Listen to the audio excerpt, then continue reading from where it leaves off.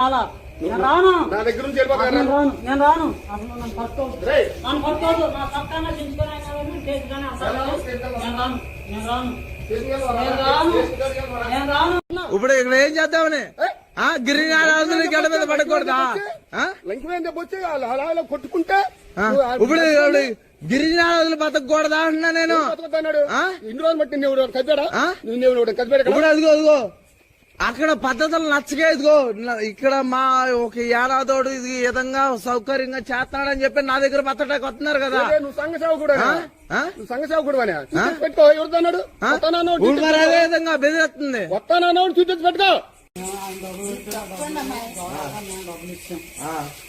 5,000 రూపాయలకి ఆయన 12,000 అన్నాడు.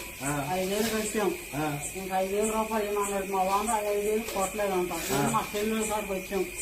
నా దగ్గర ఉన్న నా బాగా చెప్పుకొని నేను వచ్చాను.